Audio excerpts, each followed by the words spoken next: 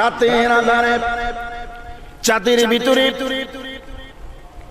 অবাক করা নজরে সাইয়েদনা ইব্রাহিম আলাইহিস সালাম বিশ্লেষণ করছেন চাঁদের মধ্যে রব পাওয়া যায় কিনা, প্রভু পাওয়া যায় কিনা।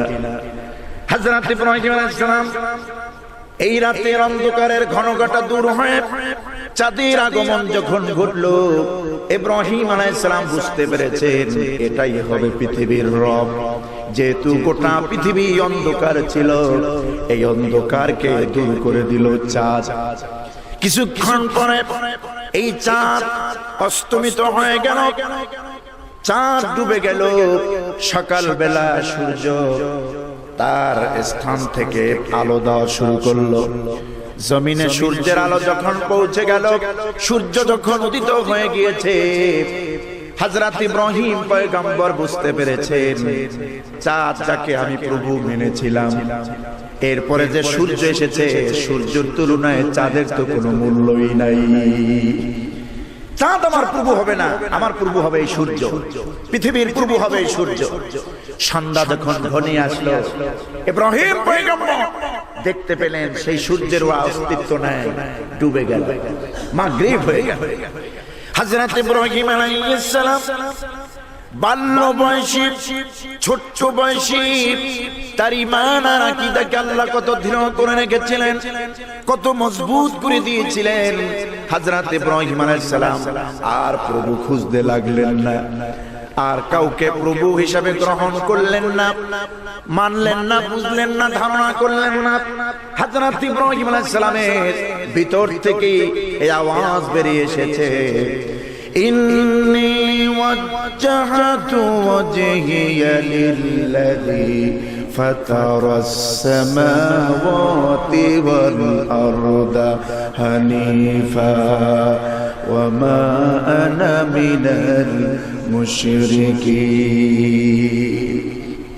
ইন্নী ওয়াজ্জাহতু ওয়াজহিয়া লিল্লাযী ফাতারাস সামাওয়াতি ওয়াল আরদ, নিশ্চয়ই আমি আমার মুখকে ঘুরাইয়া দিলাম, আমি আমার মুখমণ্ডলকে ঘুরাইয়া দিলাম, মুতাওয়াজ্জিহ হলাম, একমুখী হলাম।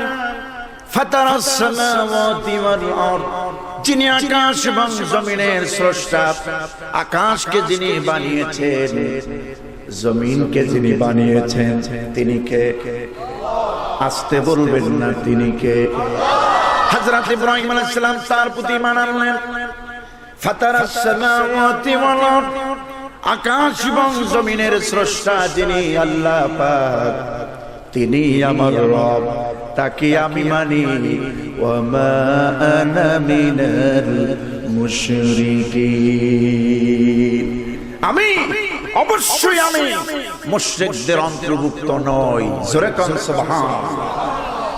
সম্মানিত ভাইরা, এই পৃথিবীতে দুই শ্রেণী, এক শ্রেণী আল্লাহর সামনে মাথা নত করে, আর এক শ্রেণী মানুষের বানানো দেবদেবীর সামনে মাথা নত করে, ঠিক কিনা?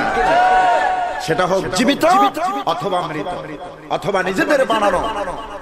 ভণ্ড মাজার পূজারীরা বাংলাদেশে আছে না নাই? আছে। ওরা জীবিত অবস্থায় সেজদা নিয়েছে, মরার পরেও কবরগুলিকে সেজদা করা হয় না, হয় না? আবার মূর্তি বানাইয়া সারা দেশে ঘুরবেন, মূর্তির জ্বালায় হাঁটাই যায়। আপনাদের চট্টগ্রাম তো মাজারে ভরপুর, মাজার, খাগড়াছড়ির পাহাড়গুলি যেন অসহায় হয়ে পড়েছে। মনে মনে দোয়া করে, আল্লাহ আমাদেরকে কেন বানাইলেন? গোটা চট্টগ্রাম তো মাজার দিয়েই ভরে গেছে, ঠিক কিনা? আমরা মাজারের বিরোধী না, কিন্তু মাজারে যে অপকর্ম হচ্ছে এটার বিরুদ্ধে বলতেই হবে, ঠিক কিনা বলেন? আমরা হক্কানি ওলিদের বিরোধী নই, হক্কানি পীর মাশায়েখদের বিরোধী আমরা নই, ঠিক কিনা? হযরত ইব্রাহিম আলাইহিস সালাম তিনি দেখতে পেলেন গোটা পৃথিবীর, গোটা সমাজ অশান্তির দুয়ারে চলে গেছে। তারা একেবারে বাতিল অন্ধকারে নিমজ্জিত হয়ে গিয়েছে। আল্লাহ ভিন্ন দেবদেবী বানাইয়া এরপর তার সামনে মাথা নত করে, সিজদা করে, আনুগত্য করে। ইব্রাহিম আলাইহিস সালামের কাছে এটা পছন্দ হলো না। ইব্রাহিম আলাইহিস সালাম মানলেন। সেই তাদের সাজানো পাতানো মেলায় ইব্রাহিম আলাইহিস সালাম প্রেজেন্ট হলেন না, উপস্থিত হলেন না। নমরুদ ইব্রাহিম আলাইহিস সালামকে শাস্তি দিয়েছে, বারবার দিয়েছে না, দিয়েছে, কিন্তু কোনদিন কৌশলে হোক আর যেভাবেই হোক ইব্রাহিম আলাইহিস সালাম আল্লাহর ছাড়া নমরুদের সামনে 1 মিনিটের জন্য সারেন্ডার গ্রহণ করেন নাই। কি বলেন ঠিক কিনা?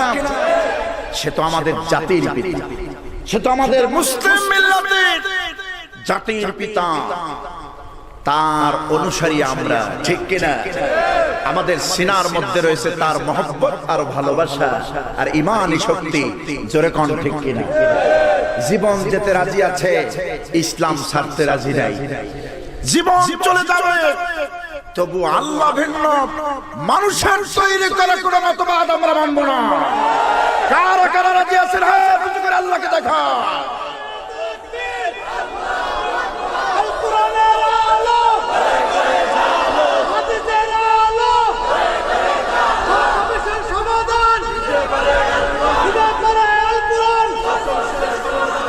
সম্মানিত ভাইরা, হযরত ইব্রাহিম আলাইহিস সালামের উপরে নানাবিধ ঈমানি পরীক্ষা এসেছে।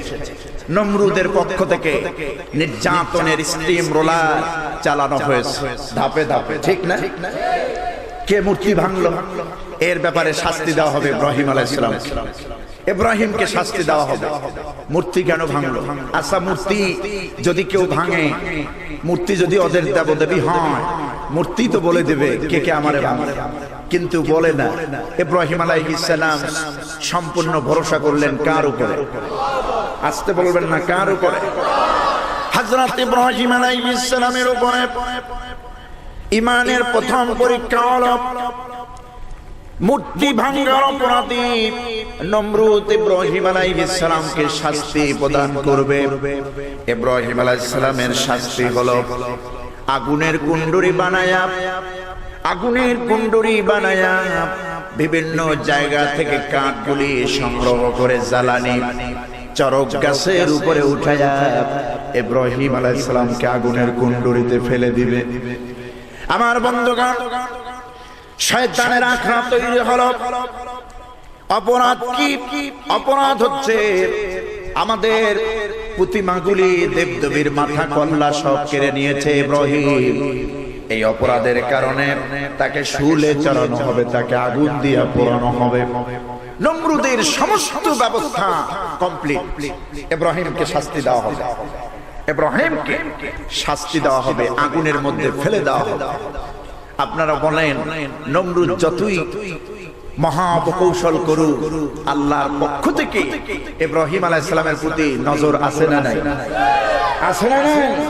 আচ্ছা, ইব্রাহিম তো নবী, তিনিও ভরসা করলেন আল্লাহর উপরে। দেখি নমরুদ, তুমি আমারে কেমন করে আগুন দিয়ে পোড়াইতে পারো, ঠিক কিনা? চরক গাছের উপরে ইব্রাহিম আলাইহিস সালামকে ফিট করলেন, এক মাথায় ইব্রাহিম আর এক মাথায় এভাবে বাঁধা, কিন্তু আরেক মাথায় আল্লাহর রহমতের ফেরেশতারা ধরে আছে। ইব্রাহিম যেন চরক গাছ থেকে ছিটকে আগুনের কুণ্ডলীর মধ্যে না পড়তে পারে। শয়তান এসে বুদ্ধি দিল, ওদের মুরব্বি তো শয়তান। কথা বুঝে আসছে? এই পৃথিবীর বাতিল শক্তি, মানব রচিত আইন যারা ফলো করে, আল্লাহর বিধানকে যারা লঙ্ঘিত করে, এদের মুরব্বি কে? এদের গার্ডিয়ান কে? শয়তান। শয়তানের কথা ছাড়া পেশাবো করে না। কথা বুঝে আসছে? শয়তান, শয়তানের কথা ছাড়া তারা চলতে পারে না। শয়তান এসে নমরুদের সমস্ত ছেলেবেলাকে বলে দিল, এইভাবে করে ইব্রাহিমকে তো আগুনের মধ্যে ফেলে দিতে পারবে না, কারণ তোমরা চরক গাছের এক মাথায় ইব্রাহিমকে বেঁধেছো, আর এক মাথা আল্লাহর রহমতের ফেরেশতা দিয়ে ধরে রেখেছে। কেমনে তোমরা ফেলে দিবে? এটা তো ফালানো সম্ভব নয়। নর্তকী আনো, গায়ক গায়িকা নায়িকা, নর্তকীদেরকে উলঙ্গ করে এখানে ড্যান্স প্রদর্শন করো, রহমতের ফেরেশতা থাকবে না। তাই করা হলো। বর্তমান সমাজে এগুলি হয় কিনা? কথা বলুন, হয় কিনা? এই জন্য মুফাসসিরিনে কেরাম লিখেন, একজন মুসলমান সহিহ আকীদার ঈমানওয়ালা কোন মুসলমান মেলায় যেতে পারে না, সরক গাছে চড়তে পারে না, মেলায় যেতে পারে না। মেলা হলো বেধর্মীদের কাজ, মেলা হলো বেধর্মীদের নিকৃষ্ট সব স্থান, ঠিক কিনা? মুসলমানরা মিলিত হবে জুমার দিন, মুসলমানরা মিলিত হবে ঈদের দিন, মুসলমানরা মিলিত হবে তাফসীরুল কোরআন মাহফিলে, মুসলমানরা মিলিত হবে আরাফার ময়দানে, ঠিক কিনা বলেন? মুসলমানরা মিলিত হবে জান এবং মাল কুরবান করে জিহাদের ময়দানে, কি বলেন ঠিক কিনা? যেই মুসলমান জিহাদের ময়দানে জীবনটা দেওয়ার সঙ্গে সঙ্গে আল্লাহর পক্ষ থেকে ঘোষণা আছে পারে দুনিয়া ওপার আল্লাহর জান্নাত তার জন্য অপেক্ষা করবে। ভয় আছে, ভয় আছে। সম্মানিত ভাইয়েরা, ইব্রাহিম আলাইহিস সালামকে ফেলতে পারবে না, ইবলিস এসে পটায়া বুদ্ধি টুদ্ধি দিয়া একদম চূড়ান্ত করছে। নর্তকিয়ান উলঙ্গ ডান্স, তাহলে এই রহমতের ফেরেশতা থাকবে না। তাই করে নমরুদ তাই করে সে ব্যবস্থাই করল। আমার বন্ধুগণ, বিশাল আগুনের কুণ্ডুরের ভিতরে হযরত ইব্রাহিম আলাইহিস সালামকে ফেলে দিয়েছে নমরুদ। আগুন প্রজ্বলিত, আগুন জ্বলতেছে। ইব্রাহিম আলাইহিস সালামের একটা পশম পর্যন্ত পোড়ার ক্ষমতা আগুনের নাই।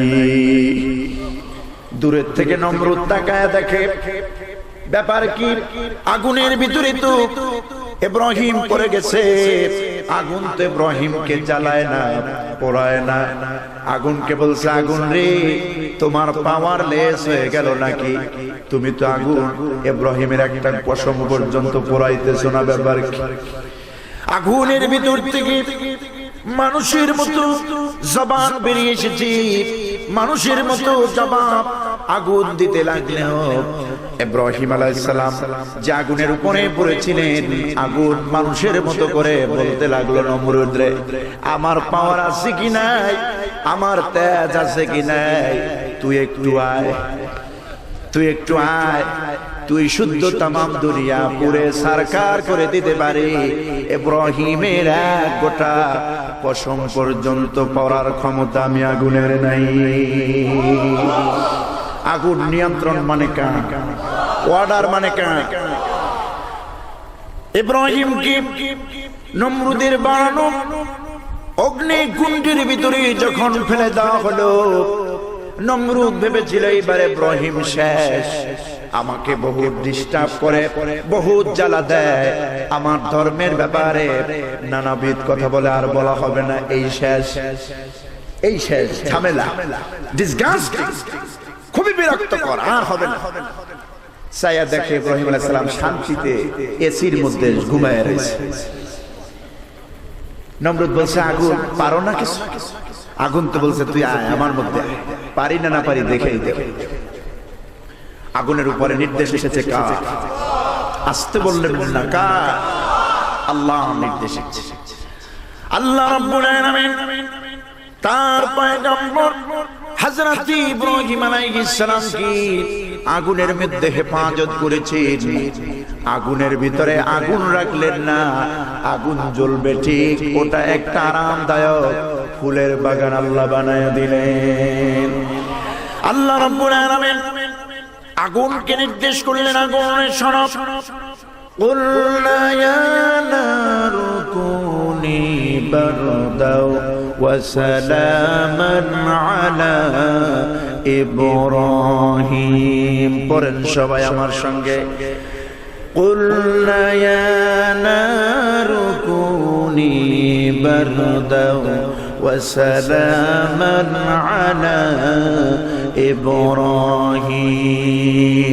আমি আগুনকে নির্দেশ দিয়েছি, আমি আগুনকে অর্ডার দিয়েছি, হে আগুন, ইয়া নারু, হে আগুন, কুনি তুমি হয়ে যাও বারদান ওয়া সালামান।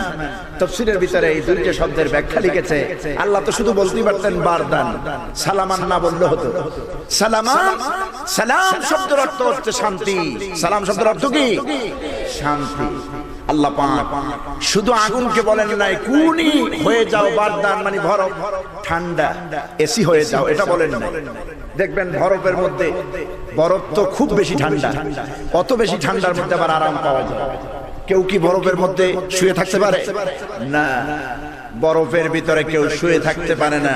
এই জন্য আল্লাহ আগুনকে বললেন শুধু বরফ নয়, তুমি হবে বরফ এবং শীতলদায়ক, আরামদায়ক জায়গা। ওয়া সালামান আলা ইব্রাহিম, ইব্রাহিমের উপরে শান্তি, শান্তিময় আবাসস্থল হয়ে যাও তুমি। এবার আগুন কার হুকুম মানবে?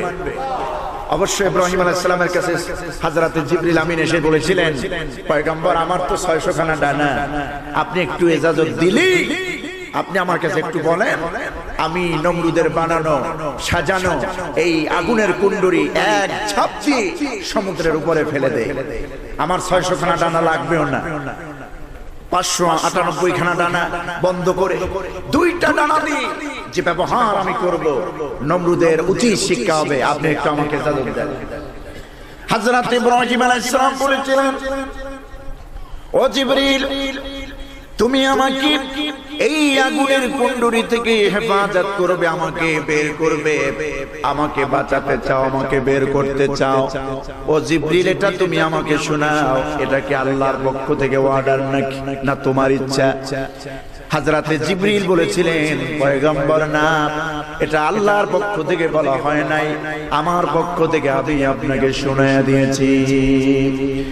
হযরত ইব্রাহিম আলাইহিস সালাম বলেছেন, আল্লাহর প্রেরিত দূত জিবরিল, শোনো, তোমার সাহায্যের মুখাপেক্ষী আমি মোটেও নই, তোমার সাহায্য আমি কামনা করি না, কারণ আমি তো এমন কোন অন্ধ সত্তা, এমন কোন অন্ধ রবের গোলামি আর ইবাদত করি না যে রব তার গোলামকে, তার নবীকে একজন জালেম জাহেল অত্যাচারী কাফের শাস্তি দিচ্ছে, আর ওই রব তাকায় তাকায় দেখবেন এমন কোন অন্ধ রবের ইবাদত আমি করি না। এই ঈমান যদি আমরা লালন করতে পারি, বাতিল শক্তি আমাদের ভয়ের চোটে দেশ ছেড়ে পালাবে। প্রযোজনায় আলহেরা ইসলামিক সেন্টার, 40 শাহী জামে মসজিদ মার্কেট, আন্দরকিল্লা, চট্টগ্রাম। মাহফিল, ইসলামী সঙ্গীত, তেলাওয়াত, সভা, সেমিনার, ভিডিও ধারণ, বিজ্ঞাপন, ইন্টারনেটে প্রচার ও বাজারজাতের জন্য যোগাযোগ করুন 019172148443। শব্দ ধারণ আলহেরা সাউন্ড সিস্টেম।